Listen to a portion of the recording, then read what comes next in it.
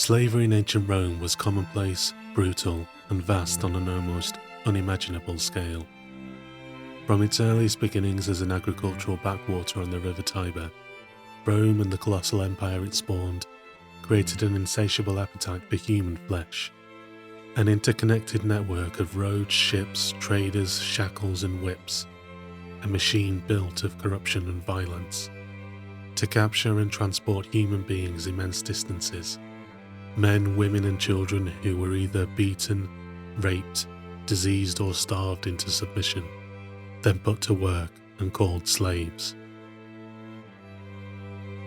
It is estimated that by the time of Julius Caesar in the 1st century BC, there were about 2 million slaves in Italy, about 20% of the population, and the supply needed to be constant, about 500,000 a year just to replace those lost to death, infirmity, old age, or freedom.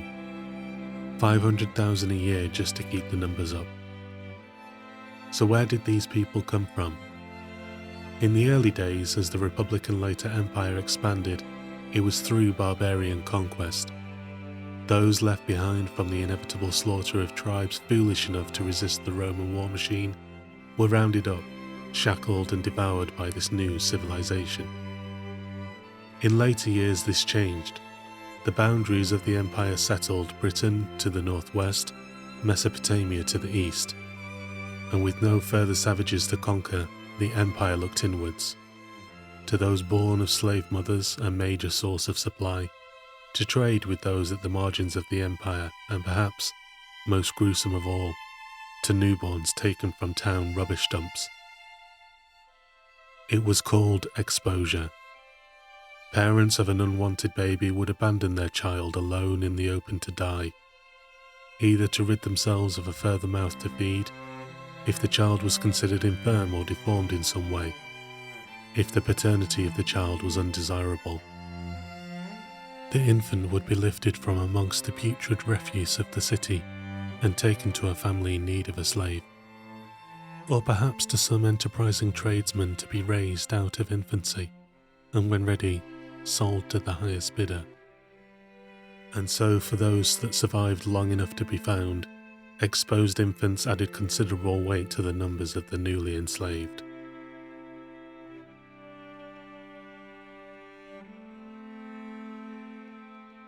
For the majority, the life of a slave was one of extreme cruelty and hardship. Outside of the cities, gangs of shackled men and women would labour on farms, quarries, and public works, or for example in the vast gold and silver mines of central and southern Spain.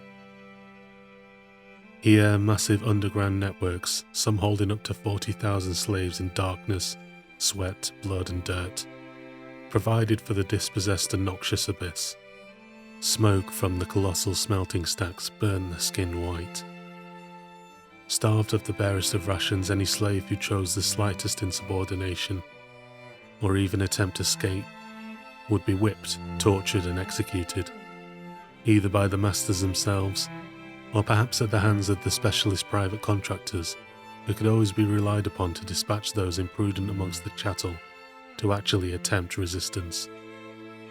Walking the empire's city streets, one might purchase a slave as you would a basket of apples.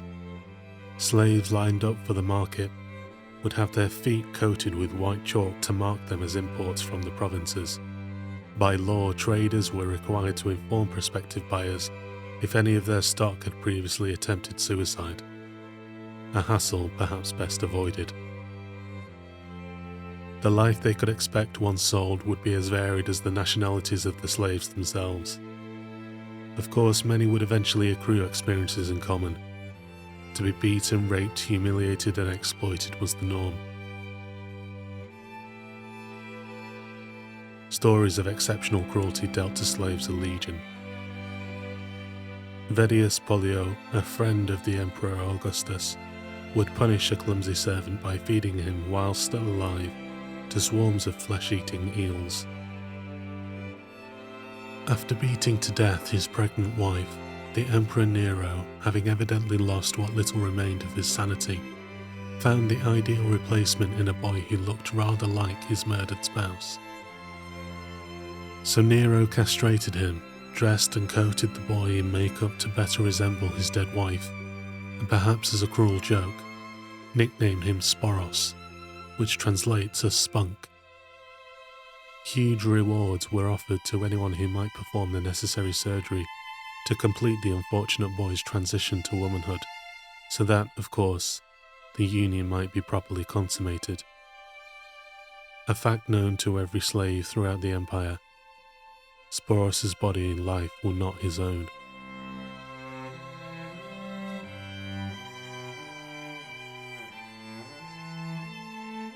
But this is not the whole story.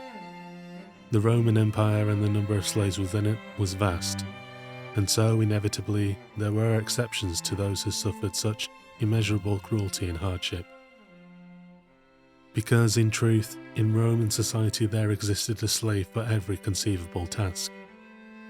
Indeed, in the richest households, whilst there were slaves to cook, to clean, to carry and dig, there were also slaves dedicated solely to the cleaning of mirrors, slaves to look after the gold and silver, slaves in charge of the scented oils.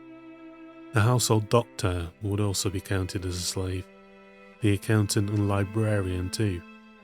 There might even be the nomenclator, the slave responsible for remembering the names of those people the master had dealings with, which of course also included the rest of the household slaves. And so for those who became indispensable or proficient, perhaps having grown up alongside the master's children, life could be led in peace and safety, and later of course freedom. For enormous numbers of slaves were indeed freed. Men and women from Syria, Egypt, Spain or Britain could be citizens of Rome, on a somewhat equal footing to those born free. And from here to what? Perhaps to commerce like the ex-slave Ulysses, who became a successful and wealthy baker. His huge team, built to look like a bread oven, can still be seen in Rome today. As the Roman poet Ovid once said, "It's no crime to have had chalked feet." Thus, for a select few sold to the right household and charged with the right task, a slave life could also be lived in relative luxury. How else to compare the life of someone entrusted with the household books, clothed and housed in friendship and plenty, to a family of Aventine paupers, malnourished and homeless, forced to watch their living children wither and die for want of food and clean clothes? Slavery in ancient Rome was complicated.